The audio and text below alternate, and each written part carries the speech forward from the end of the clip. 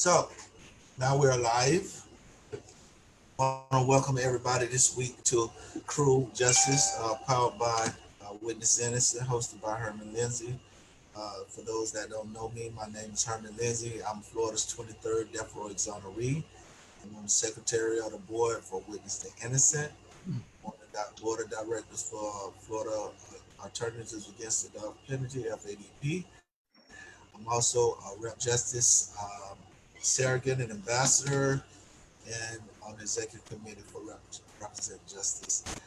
Today we have a guest. We want to talk about something very exciting to me because it's always exciting to me to be helping other people that may be innocent. And I think in this case we have Julius Jones out of Oklahoma. That is, I read the case, man, and it's like. I still can't find how they found his brother guilty, and I feel his pain, So being an exoneree, it's only fair that I fight and fight for justice and try to help Fred. Today we have a special guest, which is a close friend of Julius. His name is Jimmy Lawson. Jimmy, I'm gonna let you give them a little view of yourself. Yeah, You so want to man, tell? first and foremost, man, I appreciate you, Herman, and your organization, Witness to Innocence, man, allowing me to be on your platform today. Again, we're here on behalf of my best friend, a guy named Julius Jones, who he and I has been best friends for 30 years now. We both from Oklahoma City, came out of John Marshall High School around 1999. A murder took place in Edmond, Oklahoma, that Julius happened to get tied into because of one of our teammates, man, that we played high school basketball with by the name of Christopher, aka West Side Jordan.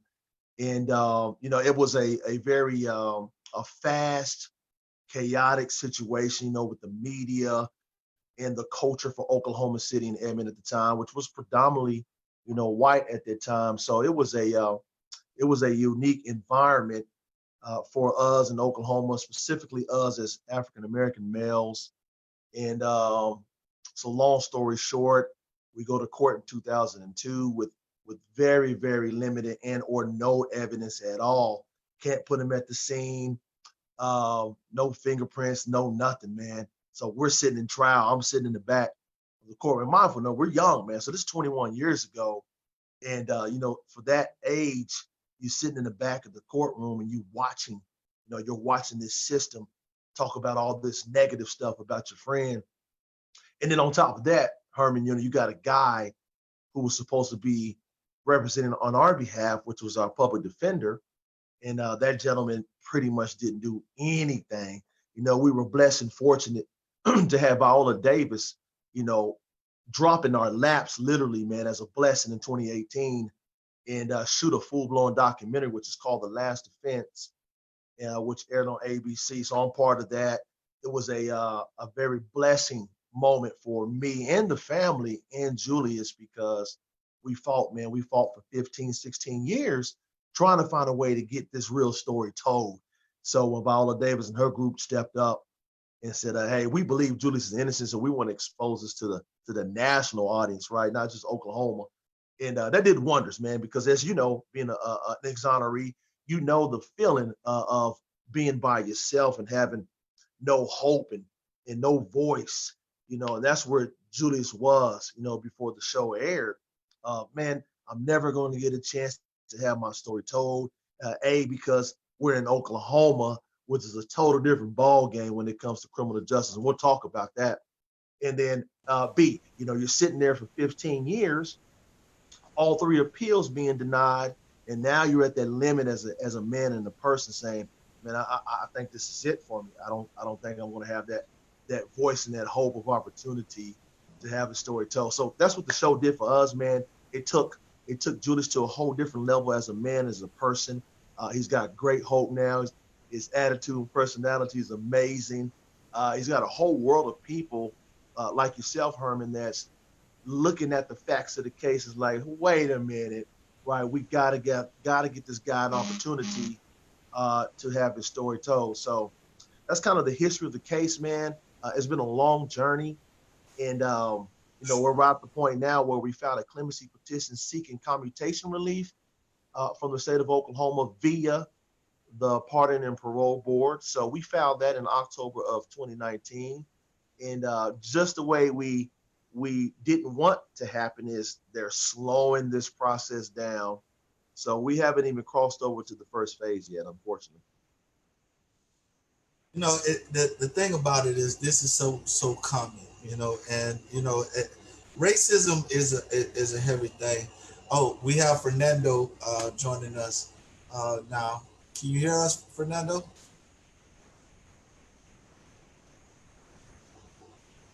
I'll give him time to connect. The thing about it is this is happening so much in the communities and haven't been happening for years. I'm in the middle of doing a play.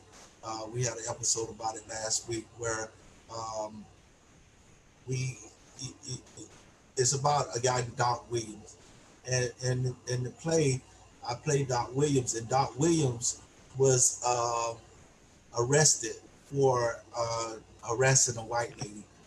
They say he went in the house and decided to ask her for some money and things like that. And the sheriff back in the days, 1934, uh, uh, just arrested him. And this guy, he had a trial with nothing but whites. And he turned around after he had the trial. Got uh, he actually got sentenced to death, and they hung him. All this happened within 10 days. All this happened within 10 days, and I'm saying that because this was been taken a part of racism and taken a part of placing people blacks into the electric chair has been going on for many years. And today it's just like a modern way of doing lynching and hanging. Yeah, But in this case, I want to talk a little bit about this case that I've learned. First of all, the key witness was a friend that he allowed to stay over to his house that night, and that person was out late and came over to the house that night to want to stay the night, and he slept in the attic where he so-called claimed to have the gun.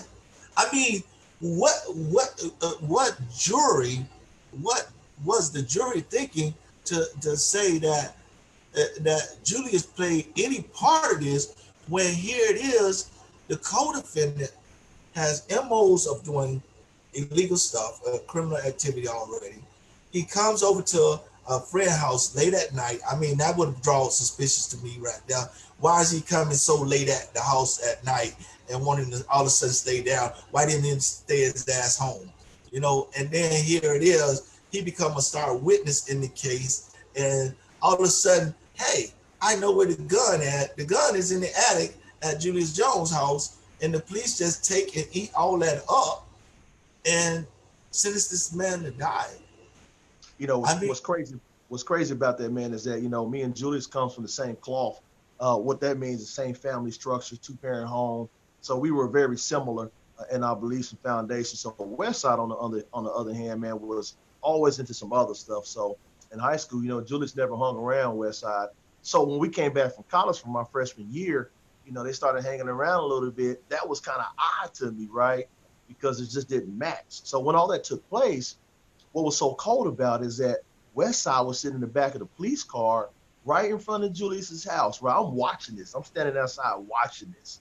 And he's got his arms out of the police car, kind of pointing to the police, exactly where he put the gun and other stuff, man. It was crazy. I'm looking at this like, hey, how do you know, right? How do you know where the stuff is if you didn't plan it, right? So we knew right off the bat, man. It was a planned job. Go ahead. no, sorry to cut you out. I thought you had froze, but go ahead. Yeah, so we knew it was a plant job, man. So when we eventually get the trial, in my mind, right, I'm thinking, oh, this is gonna be easy. This is gonna be easy for 12 people to see this easy evidence, and man, we'll be going home tomorrow. And that was everybody's mentality. uh, of like, okay, we'll probably be here for a day or so, and then we'll be going home tomorrow, right? So as we get into this courtroom, Herman, this is what something that we didn't know. We didn't know the the the makeup of what Oklahoma City prosecutorial environment looked like. So when we get in, man, I was shocked, right? I saw nobody that looked like me, right? I didn't see any African American or Hispanic prosecutors. I didn't see any judges. I didn't see any jurors, right? So I'm thinking like, oh, we're in a room of people who are deciding some things about my friend's life, man. It doesn't look like me, right? So that made me very nervous because you've got this guy who his platform was all about whoever I get guilty, I'm going to kill him. And then he'll say, I've already killed 52 other people or put 52 other people up for potential, death row. And Judas is going to be my next one. So he built this fearful environment, right? So when we walk in, man, you can feel it. I mean, you can feel it on your arms, like this is not where you want to be, right? In this Exactly. in this hour. So, but here was the drawback that a lot of people didn't know is before trial we did have an amazing counsel. We had a guy, in my opinion, was probably the number one or number two death row attorney in the state of Oklahoma.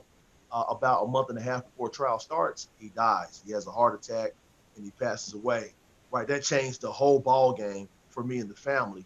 Again, you're spending money. Y'all know how it is. We're spending money for counsel, so you reach a point to where you run out of money. So our next available step is to get a public defender. So we did so. Here was the trick. So we're thinking, okay, the public defender should be, in line with what we want. So when we get to trial, right, the guy turns to us and says, hey, I want to let y'all know this is my first ever trial case for a death row case. And we're like, what? You've never had a death row case before? Right? Well, I'm looking at the family's looking at me. Hey, man, we're confused. And then we're looking at Bob Macy. He's got that look on his face like, it's on barbecue chicken today, baby. Barbecue chicken, right? Because he knew that the counsel he's going up against was zero experience, um, never tried a death row case. So he knew that he had the upper hand, man. We just didn't know going into this particular situation that we were going to be facing some very uphill battles. So as the case gets along, right? Case gets along, he brings some people in that's tied into this case. This is one of the first cases, not because it's only my best friend, but this is one of the first cases I ever seen that the prosecutor tied in informants on the backside of the case. So, you got Liddell King and you got Kermit Lottie that's tied into this case that was quote unquote trying to corroborate West Side's story. We didn't know these two gentlemen had prior cases themselves, that they were working deals on backside of the curtain, right, on their behalf. So you had all these mixed deals on the backside that played a factor into what West Side Story was coming up with. But here's the catch though, Herman. So even with all of that stuff and the backside drama, you know, it worked out to where Julius had a situation with the police 9 days before the crime happens, never got arrested, never got fingerprinted, but they took a picture. They took a picture of Julius and kept it on file. That was the ultimate blessing, because before we go to trial, they have a picture of Julius and they have a picture of Westside, which Julius had hair like mine, right? Real short cut, faded. Westside had braids down to about a shoulder length. So the sister of the guy who gets murdered flat out right off the bat says, this is the description of the shooter. This is how I remember him. And it matched Westside down to the T, right? Down to the T. Here was the drawback. We get into trial and our public defender never stated, never presented the pictures of what the two people look like to the juror. And we're like, dude, just take out the pictures, right? Take the pictures out and show the jurors. Case closed, right? So that never happened, which was a problem. And then he does the impossible, Herman, right? Day 2 or day 3, the guy stands up when it's our time to make our presentation about why Julius is innocent. And he says the impossible, which you probably saw on the last offense. He says, hey, judge, we rest our case. We're like, right, he didn't call no witnesses. right? No friends, no family, didn't even call Julius himself, man. So, Herman, that was one of the few times in my life where I'm sitting in that environment and I am like really flabbergasted, dude. Like I'm speechless. My stomach is turning, right? I'm feeling some type of way because I'm watching, right? I'm watching live and direct my best friend about to be handed down a death sentence that he's totally innocent for. Let me interrupt for a minute. I want to introduce Fernando. He's part of the Represent Justice, the Julius Jones campaign, also a great surrogate and ambassador. Uh, you want to tell the people a little bit about yourself, Yes. Fernando? Hi, Can you hear me? everybody. Hi, Jimmy. Hi, Herman. Pardon and hi to everyone who's listening today and joining us for this important crusade. Pardon that I'm a little late. I just received late notice of this link, Herman, as you know. So it was hard for me to just suddenly adjust because we just got out of a meeting, of which you was in. So pardon my late appearance, but that doesn't mean, nevertheless, that this is not an urgent matter. This is an extremely urgent matter, and my name is Fernando Bermudez. I served over 18 years in prison in New York State until I was exonerated 10 years ago. I continue to serve as a criminal justice advocate and consultant. My interest in the death penalty became in part because I was wrongfully convicted, and I know that mistakes that can happen in wrongful conviction cases cannot be reversed or made whole if a death penalty case occurs. Immediately upon my release in 2009, upon being exonerated, I moved to Connecticut, and I saw that the state of Connecticut had a death penalty problem, so I immediately joined advocates there, and I worked with several organizations, and together we helped abolish the death penalty in Connecticut. Wow. I ended up going to Italy with Witness to Innocence. I co-lectured with Shushab, and we had a great time in Italy, and we spoke about the death penalty. It was a celebration of what happened in Connecticut, and I was invited. But even then, as a family man who came home to a ready-made family of a wife and children, I persevered and continued trying to advocate for wrongful convictions and to stop this problem because it has affected so many lives. And so I just continue trying to seek where I can to help. I've come out of a sort of academic hiatus. I'm nearly completed my book, which will detail the journey of my exoneration and what I do today as an advocate through real estate, as well as through criminal justice reform and preparing my children for that next generation of soldiers who are going to help fight the good fight with us. So with that, I'm just happy to be involved here, be part of the panel. I'm so inspired. I connected with CC. We had a live Facebook last week, and so the state of Oklahoma is also important to me. I got to tell you, just as a introduction as well, because I met my wife in Oklahoma. I don't know if anyone knows that, but many years ago, I met my wife when I was incarcerated, and we got married. We had children because we had conjugal visits. She moved to New York, and today we continue advocating for criminal justice reform around the world.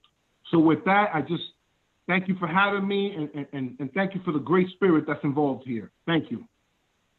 Awesome, man. Well, Fernando, you family like me. Your wife is from Oklahoma, man. That's awesome stuff. Yeah. Yo. Real, man. We got to kick it. You good people, man. You got the Oklahoma ties. I love it. And I love your story, man. I'm inspired by, your perseverance, man, and listen to how you were able to get out of the situation that you got out of and continue to be the mindset to be successful. But better yet, I love what you said about reaching back to that next generation, because the next generation is what it's all about. Our ability to impact and empower that next generation, man, is the formula. That's what it's all about. That's right, my brother. And I just want to say, because yeah. Go ahead. Sorry. Go ahead. No, go ahead. Go ahead. No, I just want to say. I just want to back a little bit on this Julius Jones thing. It's something that we have in common. With this case I had, one of the things was that the key witness in my case, there was no fingerprint, no eyewitness, nobody saying I did it. The key witness was actually the prime suspect in the case at the beginning of the investigation. And you know, I can relate to that's why I can relate to the fact that here it is, the prime suspect in Julius Jones' case became the star witness in the case to dump it off. And you know, the Mm-hmm. amazing thing about it is that most people that has a criminal record or been convicted of felon or and things like that get on the stand, their word is nothing, you know. But when it's in favor of the state, it seems like their word is like gold. And then you have a inexperienced attorney that's representing you, and I could see I could tell the way you describing it to me, man. It was like a venture in there, like what I mean, you really can't say nothing because you in shock. Like, what the is going on? You know what? How is they dealing with it? Is this a criminal charge? Do y'all understand? This is my friend. This is a human life. He didn't do this, and y'all. I mean, it is outrageous. And the thing about it is that it's so important that we let this type of information out. And I just wanted to ask you. I just wanted to ask you this question here, Jimmy. Now, when you was going through this, it seems like you went through the whole trial with Julius. It seems like you was actually the one on that defense table being handed down this death sentence, and you're so involved in it. I mean, and for you to have such a bright concept of things like that, how do you feel about our justice system? You know, that's a great question, man. So a little bit about my background. I'm a college professor.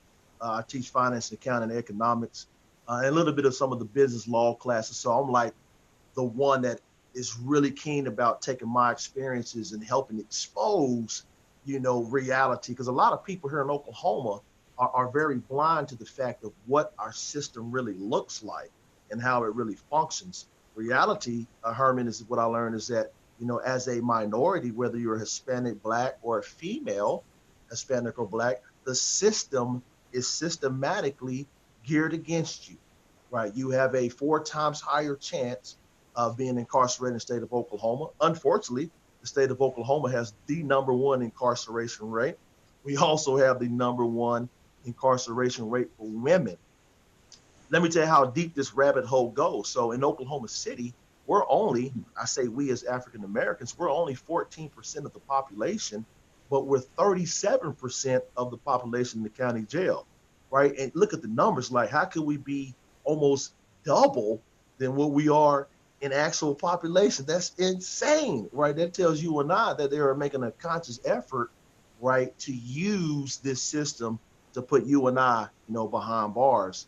But it drives a little bit more deeper than that for me, Herman. So I'm sitting there, right? Like I told you, we're young. This is 21 years ago, and we're young, but yet I still had this notion about, wait a minute, this system looks strange to me because I don't see anybody that looks like me on that other side of the table. So as I got a little older, I started researching a little bit about what our local district looks like, what our Court of Criminal Appeals looks like, what Oklahoma Supreme Court looks like. And then I start watching who we were voting in or wasn't getting in or who was running for these positions. So more times than not, man, unfortunately, in Oklahoma County, 98% of the individuals going for these, what I call life-changing positions.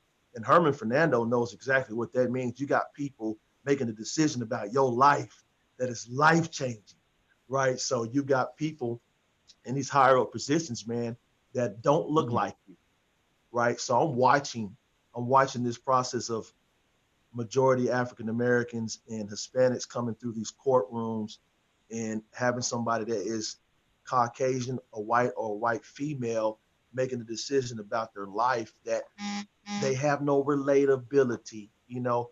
Let's just keep it 100% real. More times than not, these judges don't have any relatability to these communities. So because I don't have any relatability, I'm going to be more prone to say, it is what it is. Whatever we decide on, it's okay with me because it's not relatable to them.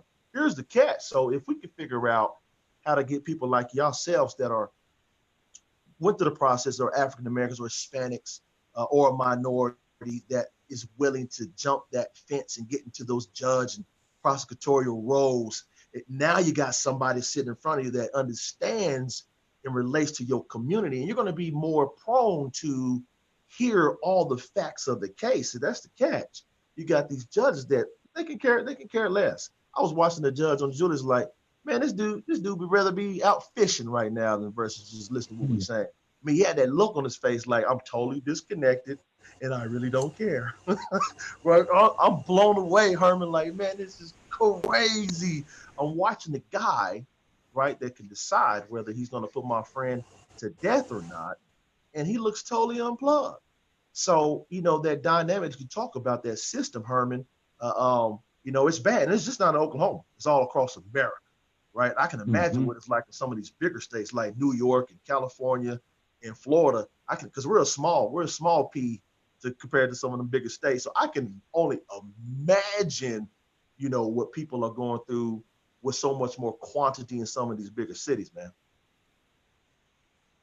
Yeah, here in Florida, we have a lot of issues. In fact, we finally got rid of a state attorney that has actually been in office since 1973. Woo! Congratulations. Had the lockdown, they had the good old boy system locked down here with the Fort Lauderdale police officers and things like that. So I can see the numbers in that small town greater and crazy.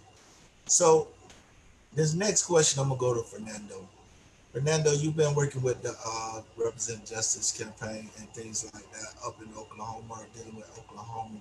What is your point of view on Oklahoma and this Julius Jones and their justice system? Well, for me, it's a matter of being able to first relate to the case, because I'm just outraged over what's happening there. In my case, as I was locked up for over 18 years from the beginning, when this happened in 1991, I was 22 years old. The prosecutor in my case eliminated all Latino jurors from my case. So that immediately began a level where I didn't have a level of peer groups assessing my trial. And then the manipulation and governmental misconduct that we proved made a bad situation even worse.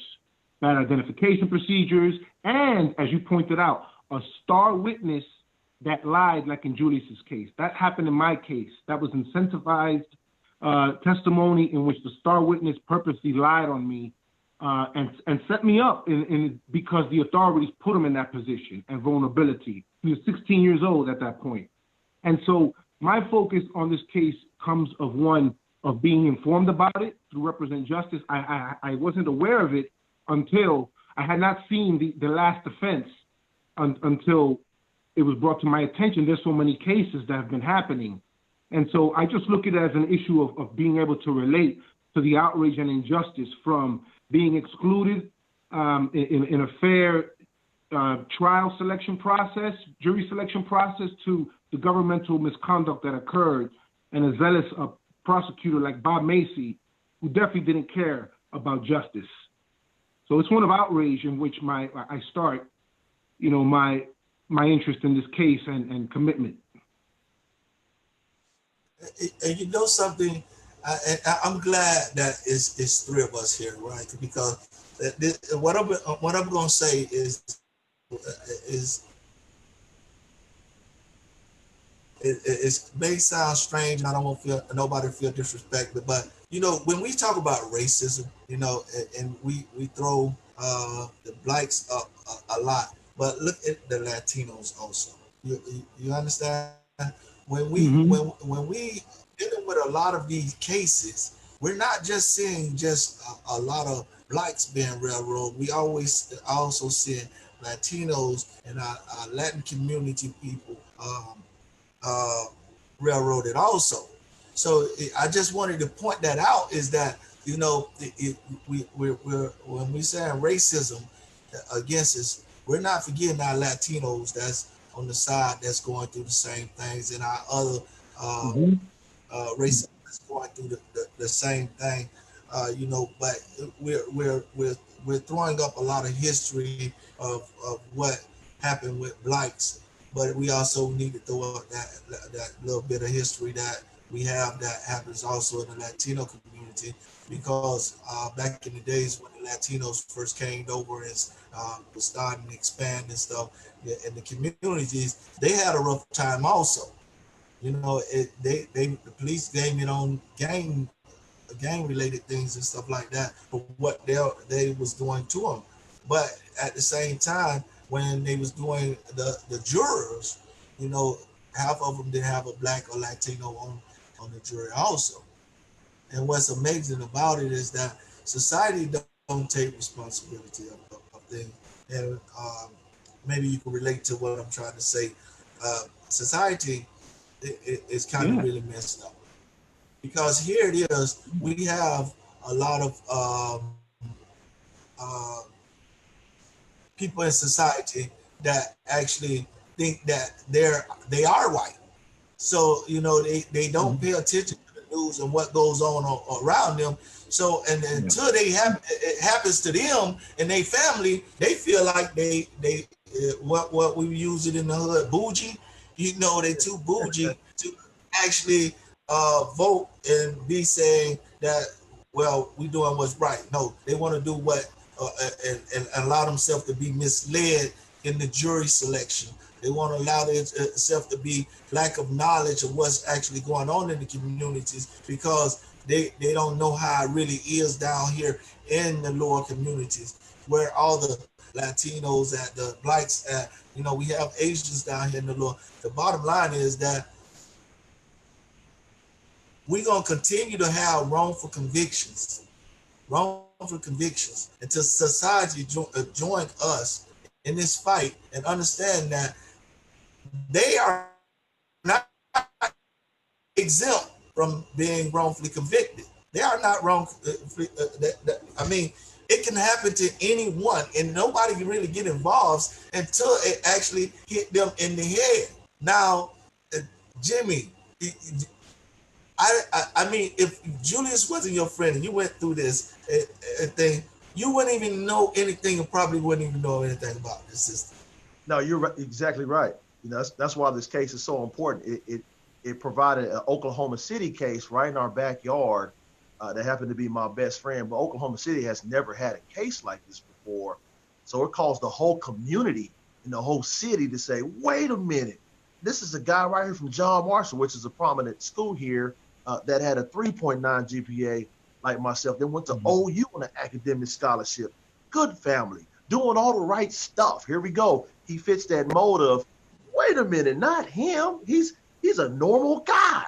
How did he get convicted, right? So it put that spotlight for people that, just like you said, Herman, that says, wait a minute, now it's relatable. It's right here in our backyard, right here in Oklahoma City. So it forced people to start watching and learning and listening.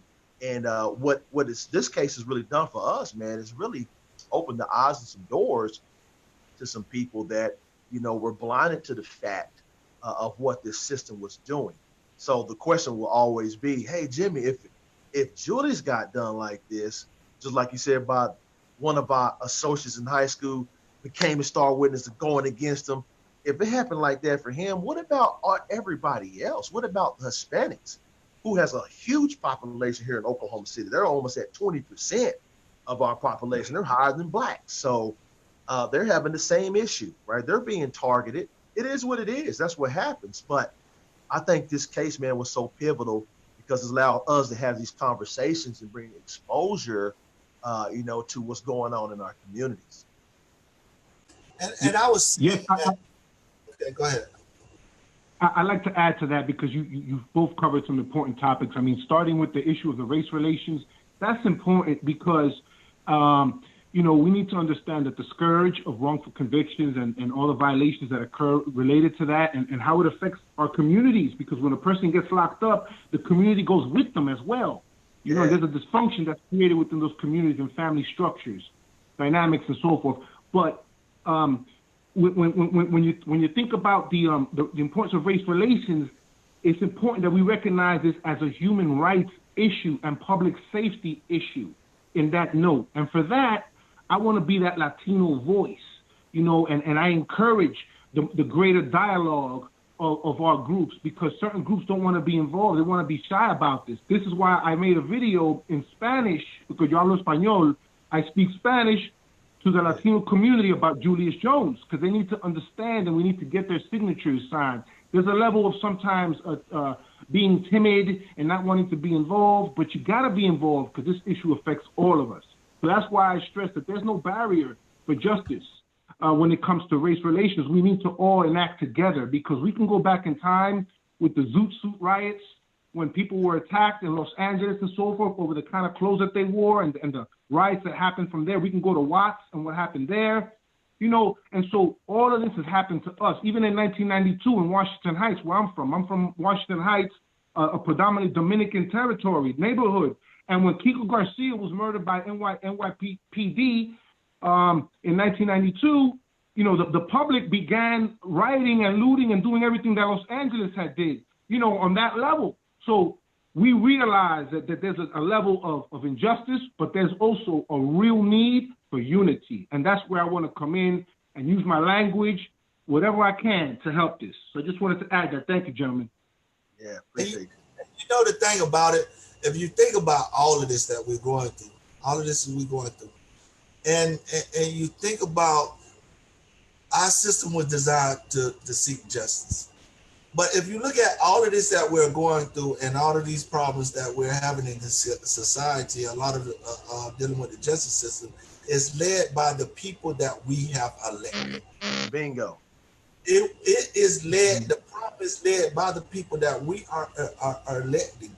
You know, let's frame this, because a lot of places don't let people that's been convicted of a felony vote. And one of the reasons they don't want the people to vote is because just about every law they make is to prevent that person from rehabilitating in society and becoming a society member.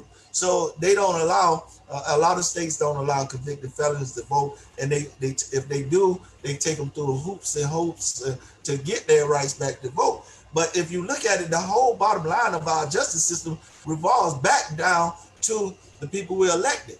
And the people that we elected, they're not fighting for justice. What they're actually fighting for is political gain.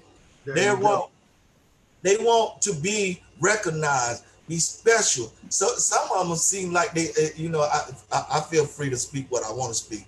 You know, some of them was bullies in school.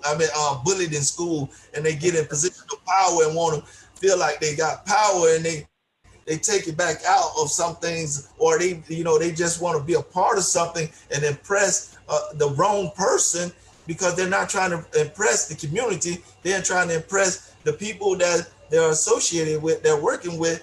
And then they have the nerve,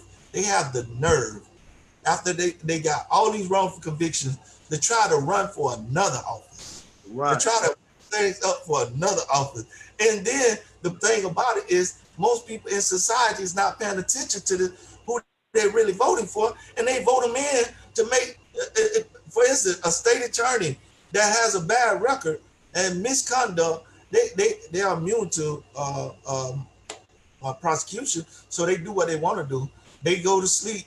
How can a person go to sleep with for instance, how can the state attorney in Julius Jones' case sit there and go to sleep knowing this man is on death row, and then here it is? To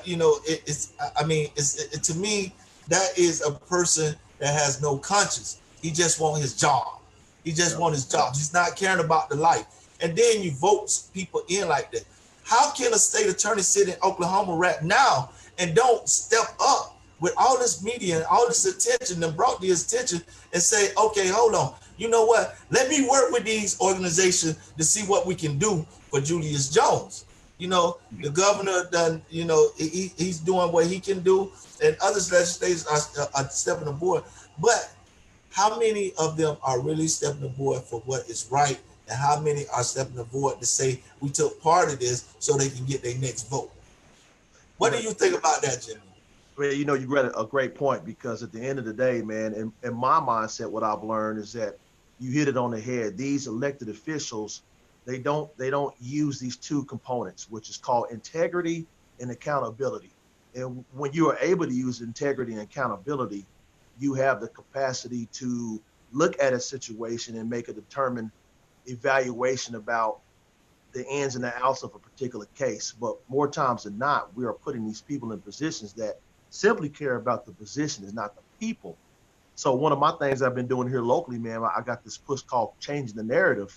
We're trying to gear up people that look like you and I and prepare these people to go after these positions, because the only way in my mind that this whole paradigm can shift is that we don't have a choice. We have to put people that look. You went on mute. Oh, I'm sorry. Good. Am I back? Go ahead. Okay. Yeah, we have to be able to put people that look like you on in these leadership positions to help this change and make integrity decisions and accountability decisions. You know, it's funny you say about our state attorney general.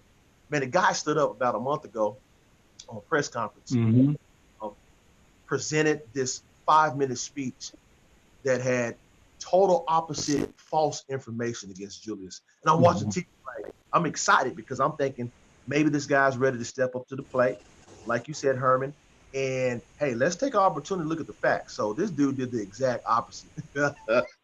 He stood up and provided 4 or 5 accusations that Julius never did. He provided some case facts that was never related to the case, and we're flabbergasted. And then on top of this, Herman, he does what I thought was very unprofessional of his position. He says from the beginning, he says, "I'm here today to represent the Howe family." What? Wait a minute, right? You're an elected official. How are you representing the guy who got murdered? You're supposed to be representing the state of Oklahoma, right, with the unbiased position. So right off of that, we was like, oh, here we go.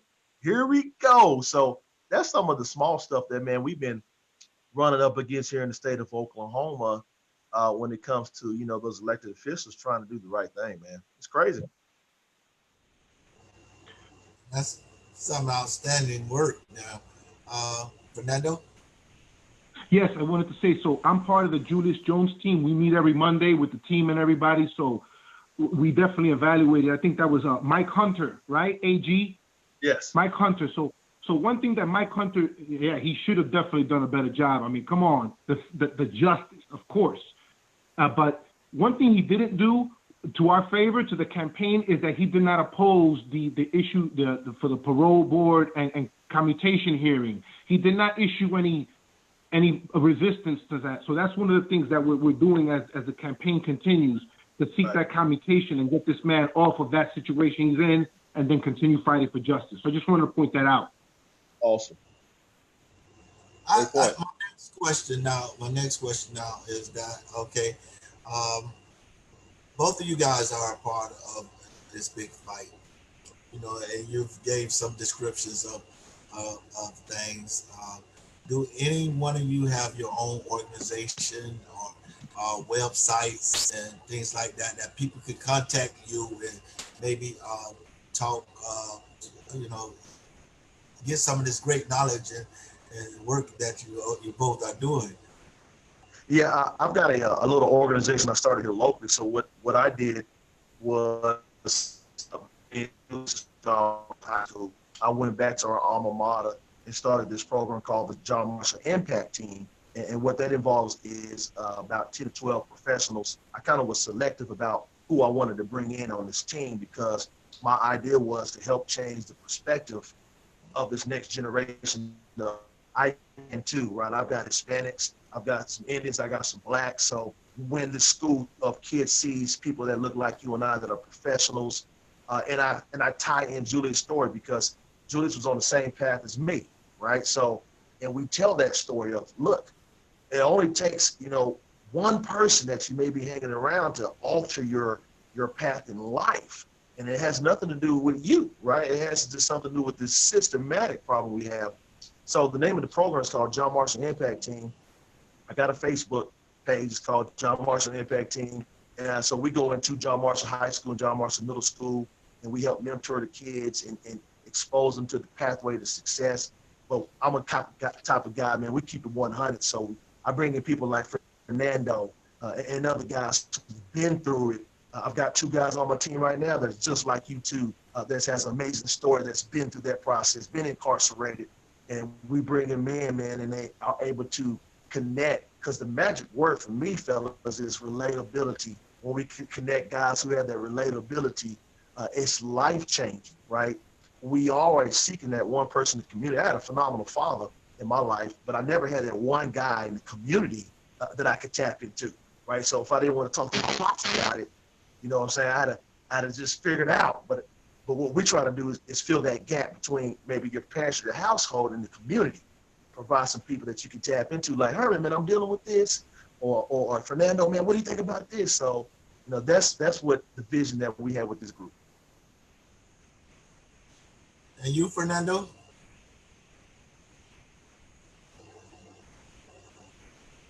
You can't hear me?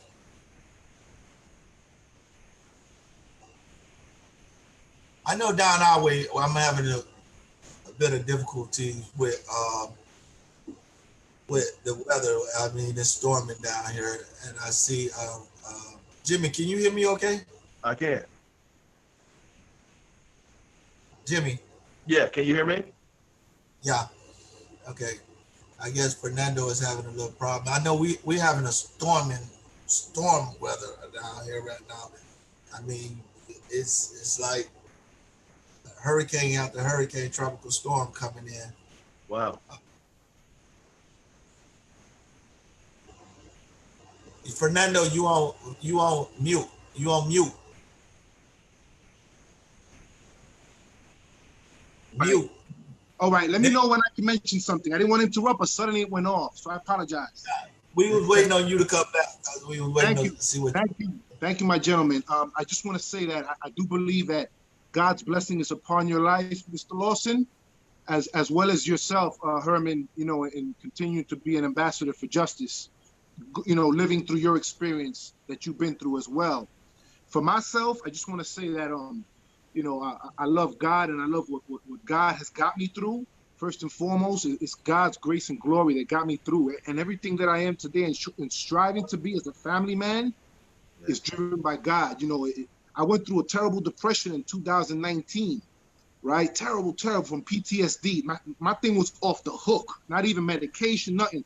But I make a long story short, after I injured my rib, I've been doing jiu-jitsu for a few years with my son at an academy. But after I injured my rib, I said to myself, I got to do something with my brain rather than my body. And that's when I started studying real estate. And I started studying real estate. I delved into it for 6 months. And then I developed my foundation, which is going to be put into a website soon. It's being formulated. It's called Apple Seeds for Justice. And what I do, apart from having received some grants to lecture in other places and so forth, is that now I've channeled the real estate that I've been able to purchase in America as well as internationally, right, into a percentage gaining profit in which that money will be channeled to Apple Seeds for Justice, so I can continue the social justice campaigns, continue giving scholarships, and continue helping people empower themselves into leadership positions to help our flawed criminal justice system. That's the vision that God gave me from an injured rib. And it's in my last chapter of my book called The Rib of Revelation. So I'm on fire, man. I was busy wrestling with correctional officers and cops, learning all these intricate moves, but it wasn't providing me the happiness that I felt that my soul and spirit would be better used for in serving God and humanity. And that's when I got the job with Represent Justice out of the blue, they took me out of that slumber and even depression that I was searching for. And today my daughter, she's 18 and she's off.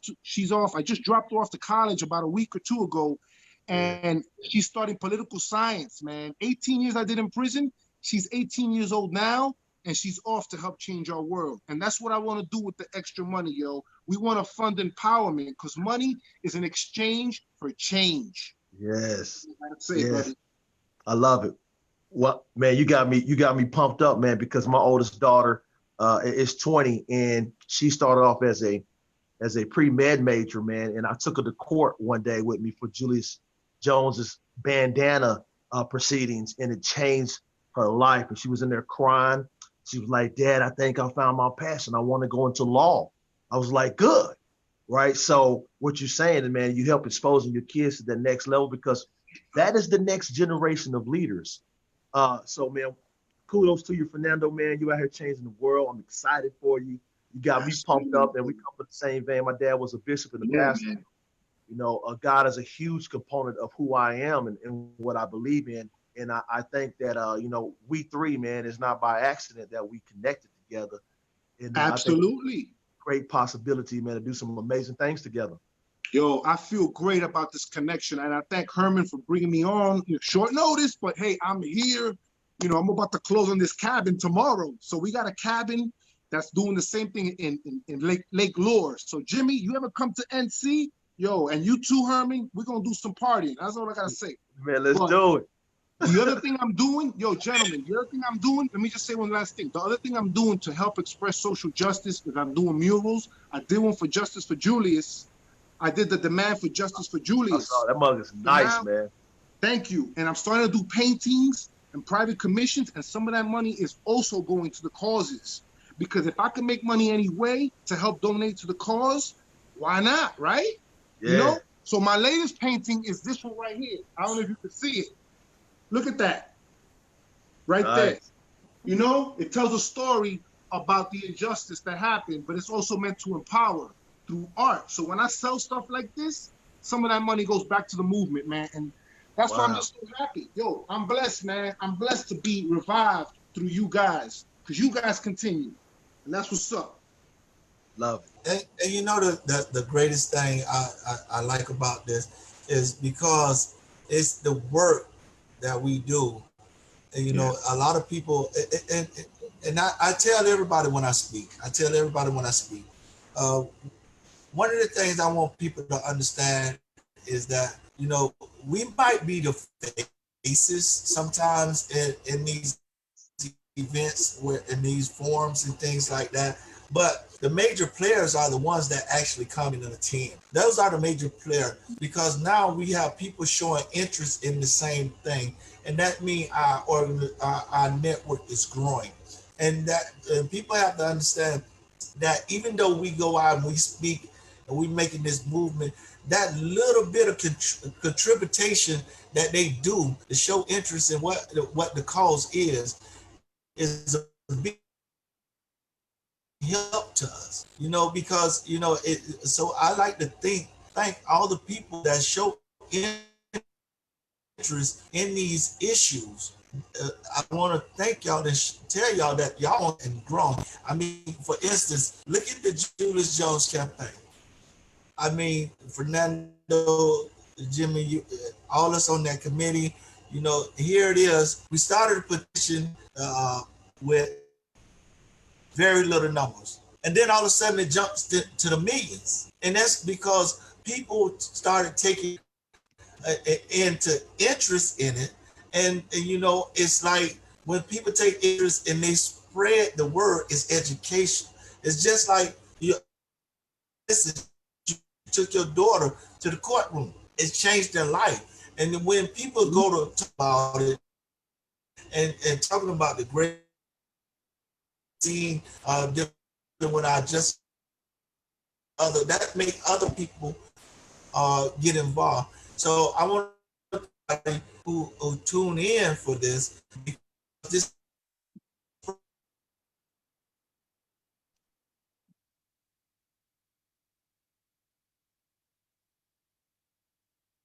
numbers in is standing together when we're voting.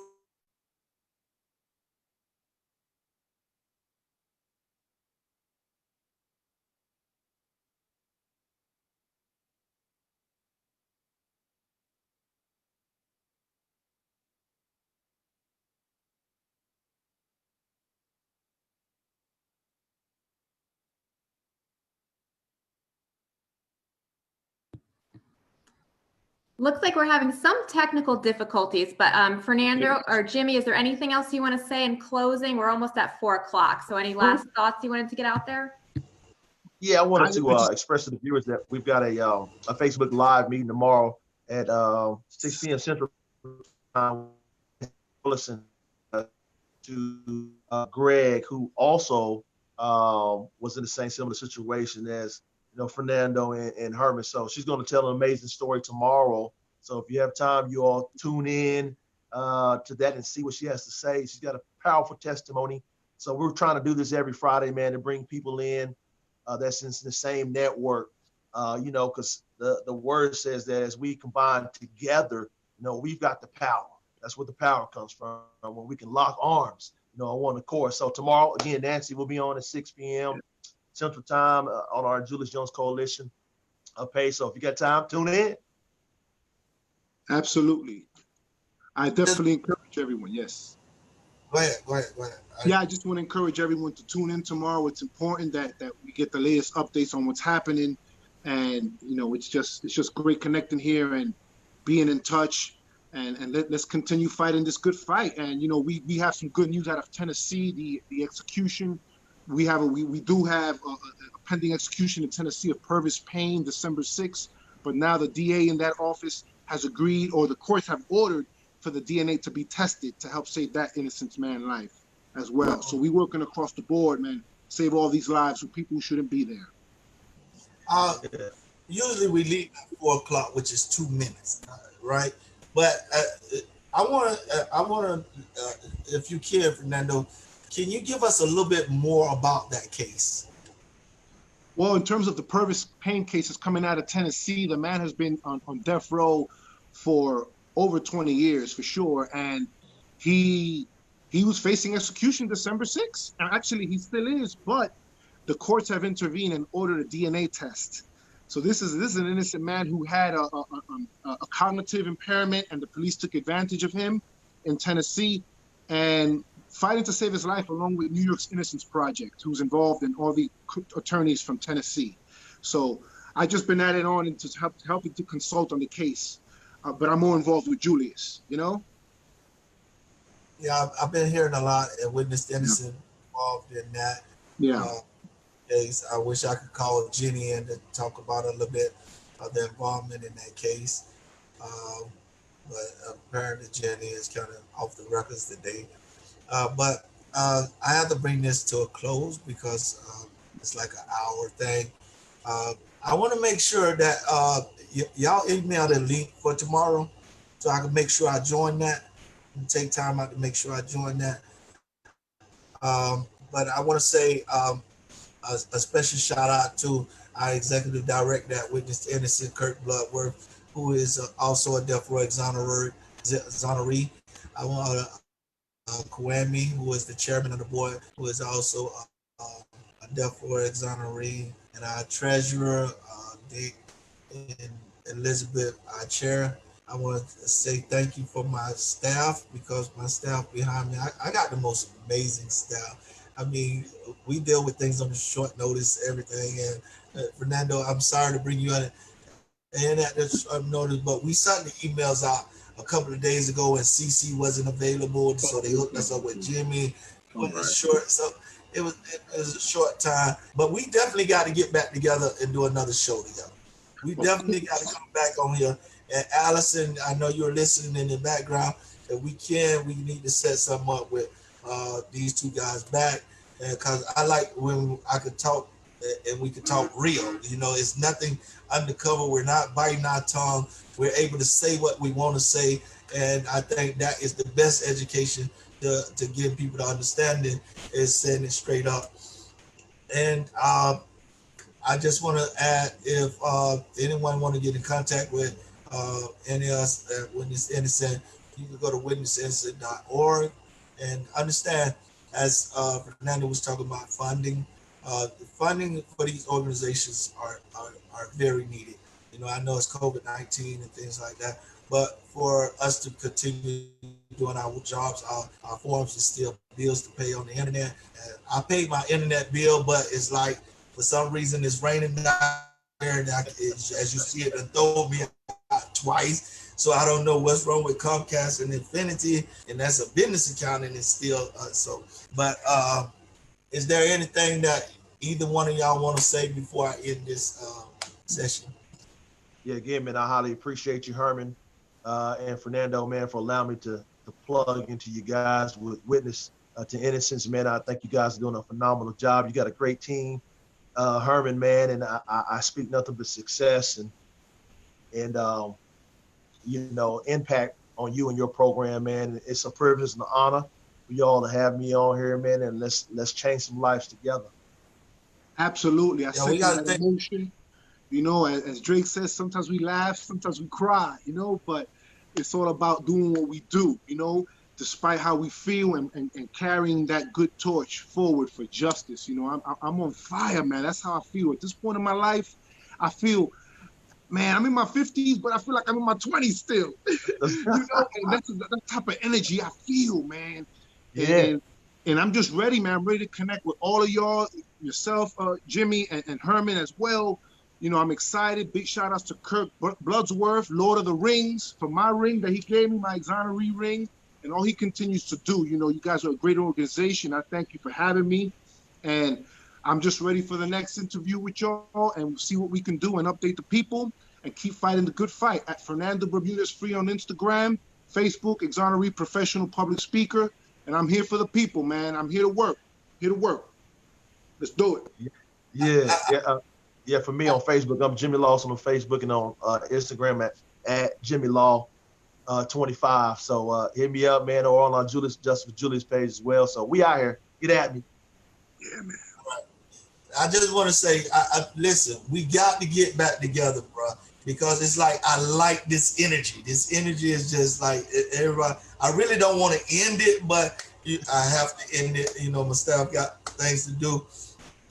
So with that being said, I want to thank everybody for being here. I want to thank you two guys for being a special guest, and I'm saying right now, it's like my favorite guests right now. You know,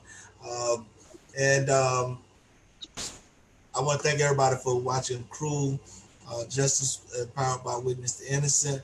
And if you have any ideas of subjects or